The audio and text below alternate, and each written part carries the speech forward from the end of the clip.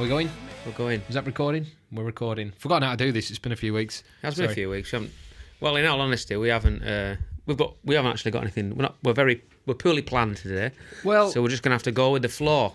So which is not our usual high caliber high caliber content of thoroughly researched and extensively planned podcast topics. No. Basically, like we've been out on tour for the last few weeks, and we were gonna podcast kind of on the road, as it were. But then typically a few things got in the way. You not being able to speak, Yeah, well, that was another thing, wasn't it? That's the trouble with the older, best laid plans and all that. Sometimes you think, it's amazing. Like you think there's going to be tons of time on that bus, but in the daytime, but there isn't. Your day kicks off about. Yeah. Well, you don't get any sleep at night. You get to bed about flipping. Well, you're suffering from this weird, like, as soon as you come back off the tour, like you get off the bus, before we want to quash any rumours that it's some sort of glamorous affair on that bus. People might be thinking, do you want to feel sorry for him? I don't know. On the bus, on a tour bus, it's cool. Like, don't get me wrong, it's a good laugh and everything, but it's just a strange world, isn't it? It is. 15, 16, 17 blokes crammed into this something. And this was a relatively short tour as well. So, it was only a fortnight, just over a fortnight. And it's like, we've done it before when it's been a month more, and then it really is a kind of weird thing. Such a strange world, isn't it? But it's good though. People, you either get on with it or you just, I don't know, it's part of it. I suffer from like a thing I've made up called bus lag. Bus lag? Like jet lag. Yeah. Like the first night we got home, I got home early in the morning and I went to bed for about 3 hours, didn't really sleep. And then stayed up all day, obviously, and then went to bed at like 10 o'clock or something, just like till about 3 in the morning. Yeah. Because that's when your body's become accustomed. Because on the bus, like 9 times out of 10, you go to bed, you finish the gig, you get on the bus, you finish, you might have a beer or whatever, midnight, 1 o'clock, midnight, I got to bed, right, got to bed. And you're trying your best to get to sleep before he sets off anywhere on the bus, because he's generally having his break, isn't he? Yeah. Then he generally sets off somewhere at about 2:30 in the morning, and he's like, immediately you go, and then you're awake till fucking he gets where he's going, innit? And he might get there at like 5 in the morning. Then you manage to nod off. It's so hazy because when you're in your bunk, the curtains closed, it's all black, innit? Yeah. And you wake up and you think, it's early doors. It's still early doors. You look at what you've born on and go, it's bloody 11 o'clock.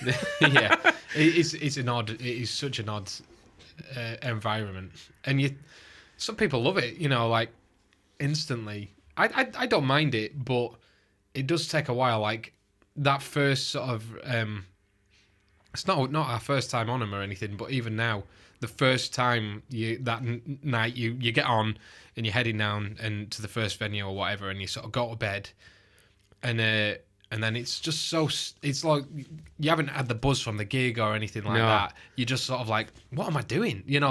I'm lying down in a moving vehicle in a bed that is far too small for any normal human being. I have no idea who's driving me. Exactly. Yeah, that's that. It was that as well, isn't there? But these you do have to obviously trust your driver. Obviously, it goes without saying. But having a good driver and getting the measure of them and knowing that they were switched on, and all this. Getting the old rumble strips. Yeah. Oh God, here we go. That's it.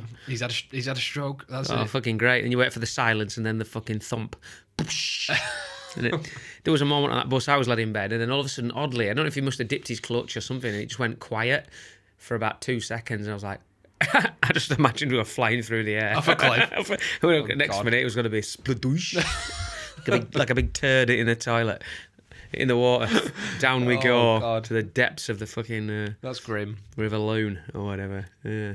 Yeah. No, it is a weird environment. And also, like, even when the bus isn't moving, there's, like, the noise of the aircon and the hum and people. And when I say the hum, I mean the noise. There are several hums on a bus. The noise, not the smell. No, that is an alarming thing as well. Hum, yeah. And basically, it's just like there's always some noise going on at any point, and then when you're suddenly at home in total silence, it's weird. Isn't it? It is weird. 1 minute it's red hot, the next minute it's freezing cold. Oh, that was unique to this one, wasn't it? Yeah. On the previous bus, and the previous driver we've used, Paul, he's like, it's the ice bus. It's like a moving igloo. Honestly, it's like Yeah. ridiculously cold. But at least you know what you're getting. Yeah. And it's consistent. This time round, temperature was up, down. Yeah, it was, wasn't it? Ridiculous.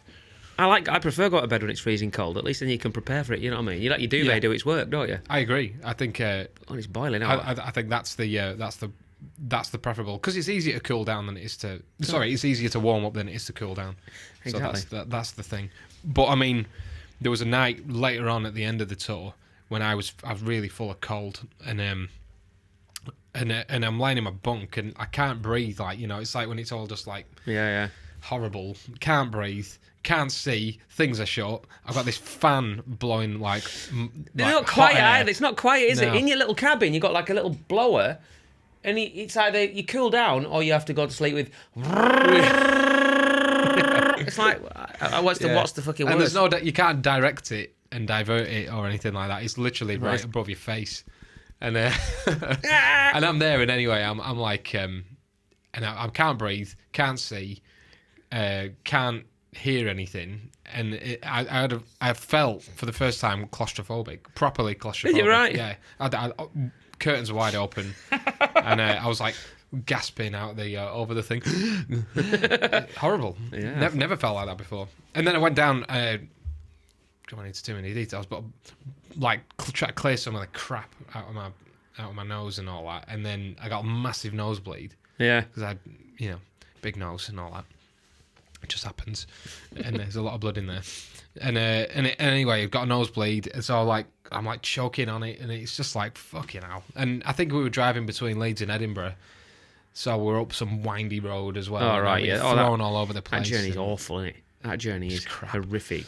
Really, really that was a low point for me. That was a real low point. It's good to get off the damn thing, really, isn't it? To be honest. Yeah, but it is, like Baz said, it's not. Don't look. I'm not taking it for granted, because we've done the bus, we've done the van and car convoy thing, and I'd take the bus any day of the week. Yeah. But it is not glamorous. It is not not a luxury kind of form of travel. Maybe if there was, I mean,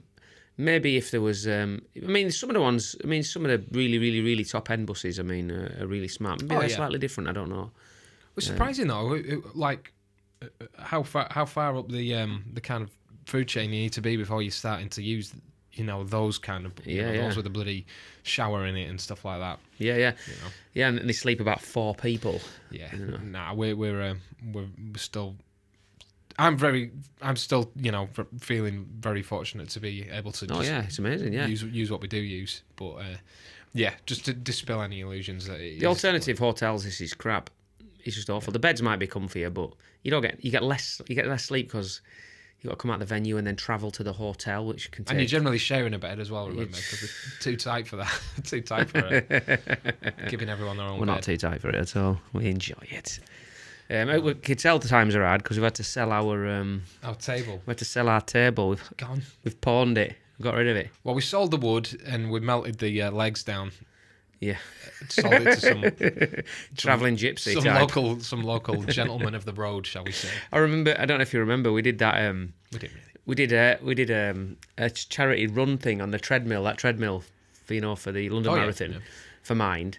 And then some lads, I rang some lads to come and collect it because they couldn't sell it, and they turned up with a still saw, chopped it into 1,000 bits. This big running machine. I was like, fucking sack. I felt such a waste of something that was. Yeah, you're thinking they're going to make use of it. I don't know, maybe they own a gym or something. Yeah, well, it's proper Mad Max stuff, isn't it? Though it's like we want the minerals. Oh yeah, they're extracting it. Get rid of the rubber. They don't want the rubber treadmill. We want the components. Yeah, we want the ore. It was like flipping some out of some Star Wars bloody. It's mad, pod racing thing, wasn't it? Yeah, trying to salvage all the bits. What they call the is it the sand? Those sand people, in that bloody thing, and they're like breaking up these that droids. Yeah, it's crazy. That's what they were like. Yeah, that's where we're at now, people. My sister, at the time, she was teenager. She had a trampoline in the back garden. It was nicked out of the back garden. Really? Yeah, and it's like, fucking. Who nicks a kid's trampoline, eh? Was it one of the big giant ones as well? Yeah, big enough. Well, it was like the net round it. Yeah. Fucking hell, fair play. Took that. That's not fair play, of course. It's terrible behaviour. Fair play, yeah. Fair play, If you can get it, it's not a mean feat, is it? No, nicking a trampoline without being seen, and then what are you going to do? What are you going to do with it? Well, I'm assuming they wanted Scrapped the metal scrap. Yeah. Is it really worth that much? Exactly. The springs. The springs and the fucking tin. It is the mild steel it's made from. real kind of, yeah. You're scraping them. You really are on. Yeah. Well, anyway, it's the kind of people that are about there. Anyway, this not is my going, antique cans. yeah, this is going back away. But anyway, yeah, tour buses. It was a great tour and great to see. Yeah. So many of you. Thanks if you came. If you came. There wasn't. You know, I don't think there was a favourite show for me or a favourite venue because they were all brilliant. They were every all night, rubbish. yeah, they're all crap. Every night was very unique, but very, very good in its own way, wasn't it? Yeah. They were all. None of them were forgettable. I can remember them all, which is odd. I generally go, where was that? Which one was that show? But this two, everything was dead memorable. I remember Bristol being great, really good. Yeah, which is great because the stage was odd in Bristol, wasn't it? And we didn't get to get the whole production up there, but it kind of worked. Kind of makes you work a bit harder, doesn't it? It was a good sized stage though, and there was a lot of room up there. Yeah, do you know what? Another one that on paper shouldn't have been as good as it was. I thought Leeds was good. It was a Monday night. Oh, all right, yeah, it was banging, wasn't The it? Brudenell. For me, anyway, I was, like I said, that was the night I had my little claustrophobic episode. I was ill. You know, we couldn't get this set up. It was a Monday. It was a smaller stage. But I don't know. I really enjoyed that gig. It was great. It was great. It was, yeah. Well, that was the first one to sell out on the tour, I think, wasn't it? Yes. Leeds. Yeah. Oddly. It was somewhere we've never... No, Leeds. yeah, and oddly. Very fucking Yorkshire joke. I like that. It was very quick. Very regional. Very quick. That was very Terry from Tornavision. Terry from Tornavision. Terry from Tornavision. Terry from Tornavision. Tony from Terrorvision. My God. Oh my God. Oh, dear. I need more sleep. Terry from Tornavision, if you're watching. Who oddly was at that gig. In Otley. Yeah, well, he's from Otley, isn't he? Or he lives in Otley. And there was a few of the Terrorvision guys were there. And they all turned up separately. Yeah. Well, separate limos. In separate limos, yeah.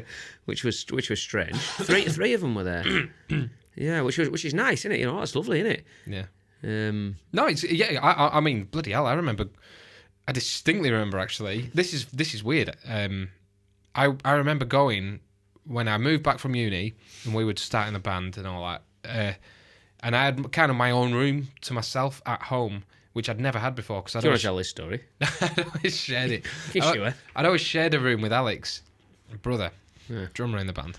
And I remember moving home. Alex had gone to do his apprenticeship in Portsmouth, and I had a room like to myself. It was like great, but I set like a hi-fi up, stereo, whatever, CD player. Remember them? And I went to HMV stacking system. Yeah. I went to HMV. Remember that? Yeah. Ooh, and hell, bought some that's sad, isn't it? CDs, and I bought like a best of. I was like, right, I'm going to buy some stuff of bands that I've heard of, obviously, but never really like properly listened to. Yeah. And I bought some Wild Hearts CDs and some Terrorvision CDs. Yeah. And now I don't know, but I guess we could consider both of them bands. Weird, isn't it? Well, sort of like Friends of ours do it. Yeah. which is, you know, it is bizarre. Tony's Bizarre. hilarious. Like he was absolutely hilarious. He's so many stories.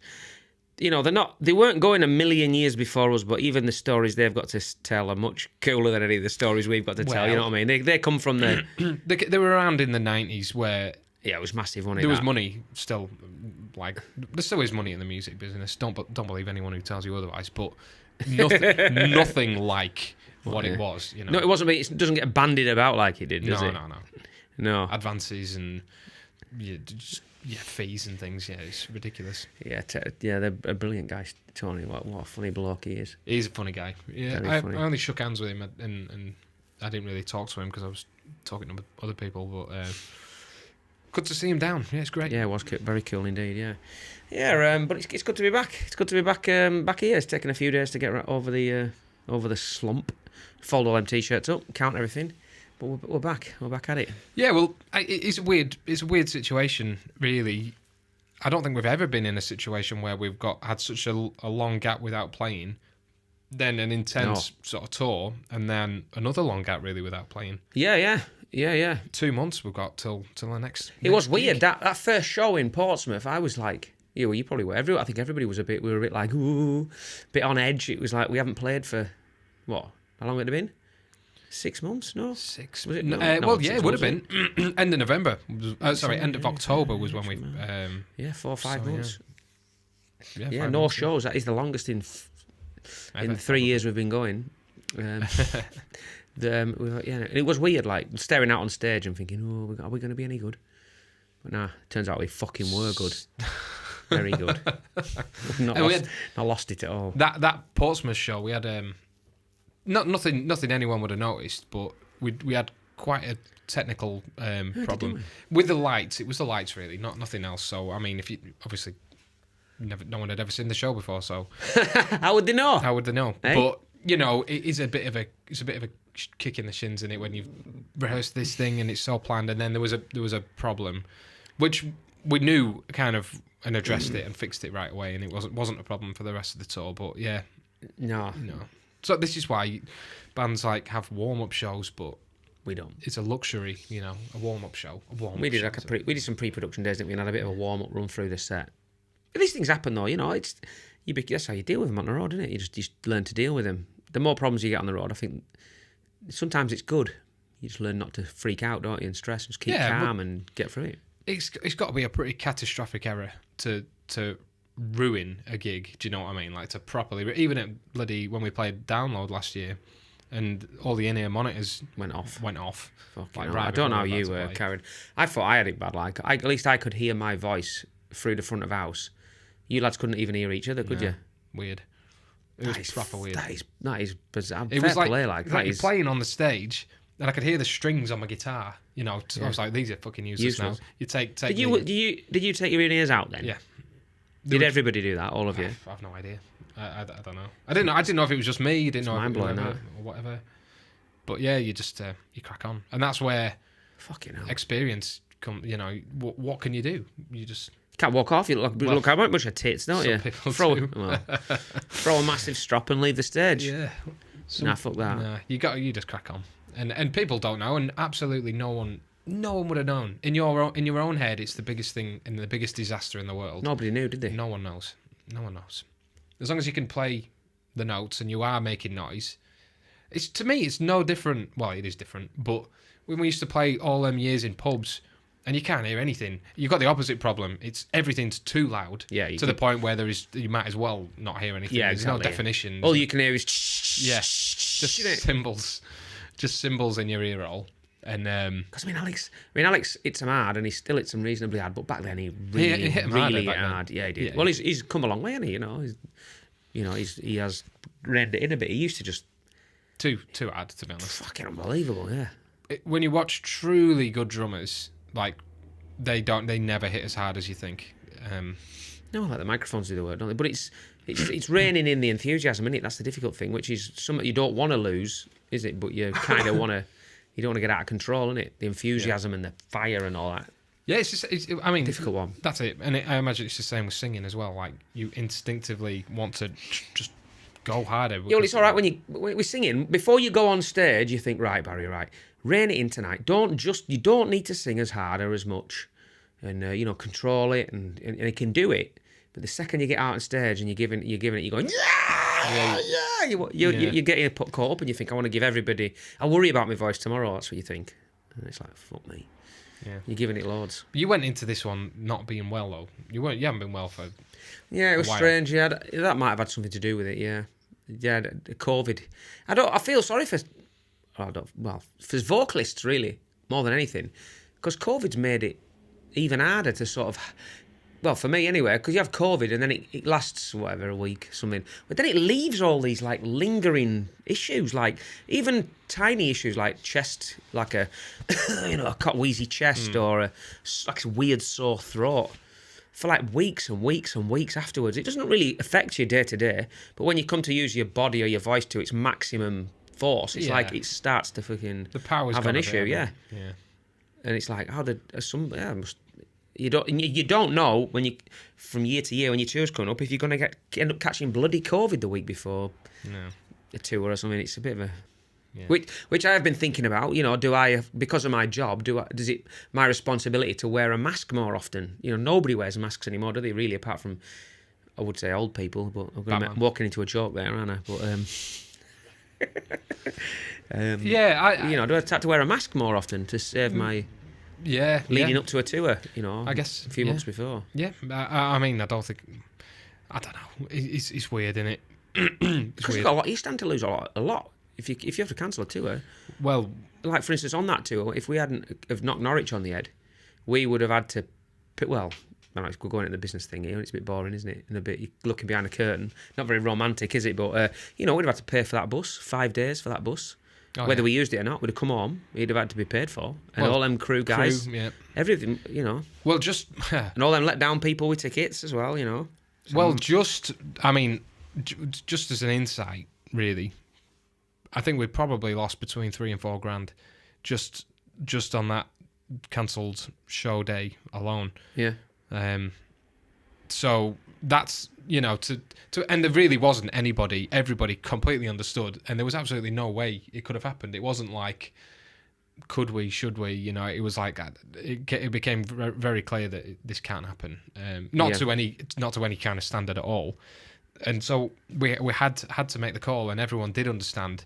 But naturally, there's always a few that don't, and especially when after a couple of days, obviously you rested that day, you rested the following day, and then you had the whole day of the next show day to kind of get yourself together, and then it does kind of continue. You know, there were a few people. Well, how come that one went ahead? Yeah, a few emails. You know, we had about that, and it's like, look, it's not. It did us no benefit whatsoever to lose this. No, absolutely to not do it. You know, when bands cancel things, it's you feel awful. You think you look awful. It sounds awful. You're losing money. They didn't just do it. We didn't just cancel it for a frigging laugh. And everyone understood. And I don't know, by now, maybe even by the time this is out, the rescheduled date for Norwich will be out there. So I'm going back. We're coming back. Yeah, it wasn't a cancellation. That's if you haven't fell out with us. Postponement. Yeah. But we hope you see there, because we were there at the venue. We were loading in, and it wasn't. Yeah, well, that's amazing venue. We drove from where was before? Where was it? Manchester. Drove from Manchester to Norwich to drive back to Birmingham. Yeah. So no, it wasn't. We just fancy a day out in Norwich. It's nice around here, isn't it? Yeah. Do you know what? It is nice, Norwich. Yeah, it's nice, but I like that. I like Norwich. Yeah, it's nice. Nicer than the last time we were there. When was it absolutely steaming when we were on that. Well, yeah, we won't go into that, but anyway.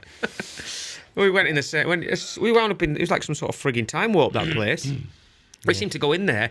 It felt like we went there about 1 o'clock in the afternoon and came out at about 5 o'clock next morning. Well, was that what we did? That's exactly what we did do. Yeah. Right. Yeah. Good place. No, I like it. Norwich. Was a great place. I don't know what it's called.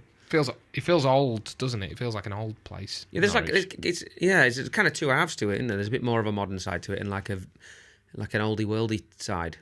Yeah, I like Norwich. It's a lovely place. Yeah. Yeah. But I tell you what, if I never see another Witherspoons again, it'll be too soon. I've eaten more Witherspoons, flipping steak and kidney puddings, and I can't remember. I didn't do Witherspoons so much on this one. I tried not to. I ate far too many dry bread, crisp sandwiches. Oh my God. A Warburton's bun with ham and cheese on it. No butter. No butter. We're going to say the same thing. We are, aren't we? Yeah. Butter's been taken off the rider for some reason. Yeah. So I've got no butter. Fucking why? At least give us some cheese spread. You know, Dairy Lee cheese triangles. Something moist. Something to moisten up. If I have to dip another cheese sarnie in my brew, I swear to God, I will fucking throw up. Oh, God. And Bowser has ruined any kind of, like, hummus or couscous for me. So do you remember when there's no utensils available, he'll stick his bloody sausages into his big fat fingers in there. Fucking not a knife in sight. You know, they're going like, one in it on yours, and you're like, oh, nice one, Bowser. Chuck a dollop in there, will you? Disgusting. Scrape us out a dollop. Yeah. Yeah, brilliant. With his funky spingers. Funky spingers. Terry from Tornavision. Yeah, but he's he's some man, he's Bowser. But just to save a bit of money, really, because like you find yourself in a town or whatever, and you're like, I'm hungry. just going out, spending 10, 15 quid every bloody day Yeah. on something. When you do have a dressing room full of very modest, Meagre rationing. modest fare.